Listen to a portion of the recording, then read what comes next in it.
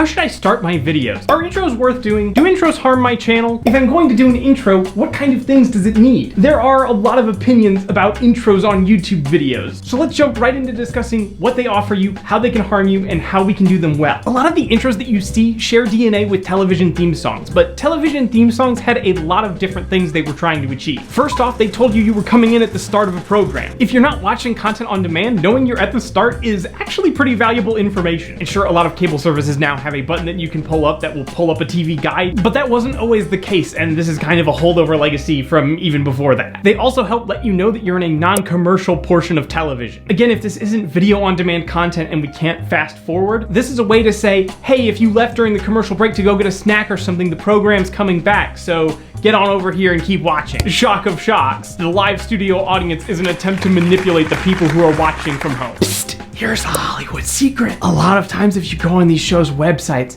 they'll make it sound like it's a really cool deal where you can maybe get tickets for free. The tickets are always free. Not only are the tickets pretty much always free, the times when they're not free, they're actually paying people to sit in the audience because they really need to have a studio audience there. And shows that give away gifts or prizes to the people in the audience have the same effect. It helps bring people in so that your studio is always filled, even though you're recording on a work day in the middle of the week. So that's a big reason why television shows have intros. But VOD content isn't under the same constraints. I don't need a signal that says, hey, the thing that you're going to watch is just starting. I know it's just starting. I clicked on it to make it start. The viewing experience is more or less under my control. Even if I can't control when ads show up, those will have a timer and frequently a skip button. I don't need lead out or intros to and from the content. This is the big case that people make against intros. They're unnecessary and they can divert your audience's attention right at the beginning of a video when you need that attention most. Also, even if I'm in control of the viewing experience and I can skip past the intro, it can get a little annoying. And then you have to time it to exactly when the video ends, and that's not like a big deal, but it's a little bit of friction that we don't need to include. Also, if you have a long intro that doesn't change from episode to episode, it's going to get old. Like if you're watching a show on Netflix that you really love, and even if you like the intro theme song, how many times do you watch it realistically? Honestly, I can't see myself watching it past like 4 or 5 times, and that's if I actively think it's really cool for some reason. The only other times I watch intros or theme songs is if I'm synchronizing watching to somebody else over the internet. Because like, look, I know we're at the end of summer, start of fall, but like the world is still what it is,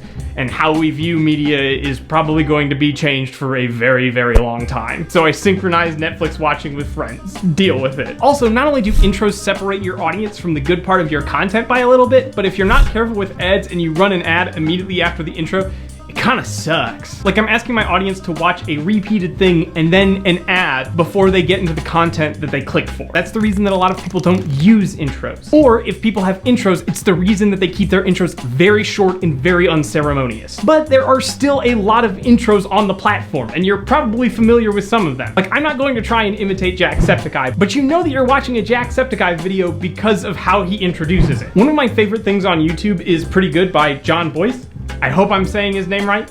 It's John, J-O-N-B-O-I-S. And he did a series at SB Nation called Pretty Good. And intros there could be like a minute long. Even with all these concerns about intros, I think it adds to the experience. It kind of helps set the mood for what I'm about to watch, and it just makes me feel like I can get cozy and settle in before watching this thing. So I think that there's value to intros, but if we're going to do an intro, we need to do it right. So here are some principles that every intro should have. First, intros are for entertainment. If you're here to make utility content that's giving somebody a specific piece of useful information, your intro cannot be long. You get like a sentence. You can say who you are and what you're here to teach today. We're a utility channel. My intro is just me asking questions that we get and then saying we're going to talk about those questions. When people come to a channel looking for a specific piece of information and you don't give it to them, it's really frustrating. Think of it this way. If I were really thirsty and I went into a gas station convenience store to get a bottle of water, and before I could purchase it, somebody wanted to strike up a conversation with me about football, I would be pissed. I'm here because I'm thirsty and I need water, and this was the closest place that had water available. Please don't keep me from getting to drink water. Entertainment has additional leeway. People are here to have a good time, and no, we don't want to waste their time,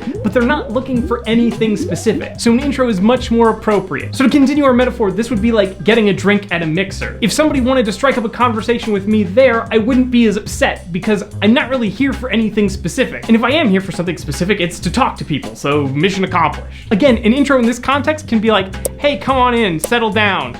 We're getting your video ready for you. Like, your video doesn't obviously need to get ready, but it helps put people in a fun frame of mind. Next, intros should always convey information. Something that you'll see on occasion is preset motion graphics used as an intro. Somebody will put their channel name and maybe a logo against some fancy motion graphics and some royalty-free music. This is something in building an audience we want to avoid. A good intro, or in television, a good theme song is going to let you know what's coming up. Even if you've never seen a show before, it gives you an idea of what to expect. If we don't give people any idea of what to expect or what we do on the channel, why are we doing an intro at all? At that point, we really are just keeping people from content. Let's actually take a brief interlude here, because some people think that intros are good for padding the length of a video. Don't do that. Don't attempt to use an intro to pad the length of your video. If you're trying to make videos of a certain length, use content and topics that are interesting for that amount of time. The intro really should not factor significantly into your length. So no matter how short or long or elaborate an intro is, it should tell me something about you. Even if it's a spoken introduction, it should say something. So if I'm an over-the-top gamer, I want that communicated when I introduce myself. What's up, gamers? My name's Tim, and today we're continuing our Fortnite challenge to get a dub without ever firing a gun. Let's go! Whereas a gamer that's going for a more relaxed feel could convey very similar information, but with a different tone. Hey everyone, my name's Tim, and today we're continuing our quest to win Fortnite without ever firing a gun. So no matter what your intro is, make sure it says something about you. Next, your intro length should be relative to your content. If you have content under 5 minutes, you don't get a long intro. If your video is only 5 minutes long and you have a 1-minute intro, 20% of your video is just intro. You don't want that. If your content's only 5 minutes long, don't give yourself more than a sentence. As your content gets longer, you have a little bit more leeway. And as your content gets really long, like 30 minutes or more, an intro can be a good way to say, hey, here's what this is. Go ahead, settle in, get comfy. Here's a chance to get a snack, and then we'll get started when you're ready. Long videos can have short intros always. Short videos cannot have long intros ever. Also, the more unique an intro is, the longer it can be generally. When I mentioned the series Pretty Good having long intros, the intro here is consistent by style but not by exact content. So if I'm familiar with the series, it will feel familiar to me, but if I'm just watching it, it won't feel like something boilerplate, because it's not. Generally speaking, even if your content is 30 minutes or more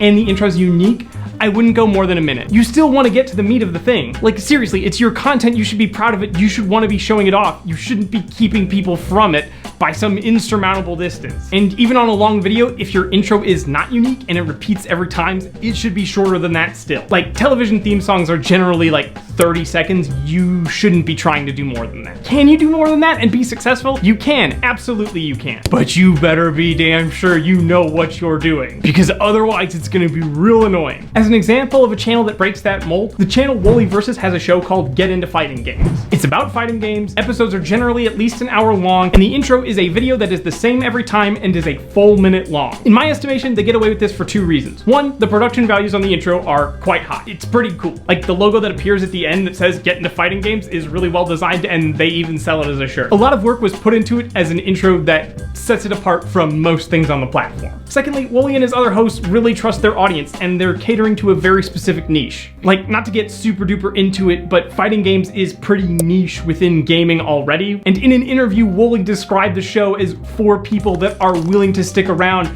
beyond just kind of the surface level stuff. So they know their audience is a really specific set of people, and those people are totally fine with a long video intro. If you know your audience that well, you don't need me to tell you whether or not a long video intro is a good idea. You'll know because you know them that well. So of course there's exceptions to every rule, but again, make sure you know what you're doing if you're going for that long of an intro. Which sort of dovetails nicely into the last point, which is the longer your intro is, the more spectacular it needs to be. If you can't make an amazing minute-long intro, don't try and make a minute-long intro. At that point, you're better off doing something simple and clean and moving on. Because yes, intros do have their uses. They help you get in the right frame of mind. They help explain what your content is. But even if an intro can do good for you, people are very rarely going to notice if you don't have an intro at all. People will definitely notice if you have a bad intro. So if you're unsure, stick to something that's short, sweet, and communicates who you are really quickly. It won't be flashy, it won't set the world on fire, but it will be perfectly fine. And with that, thank you so much for watching. If you enjoyed this video, be sure to check out these other great videos on audience development.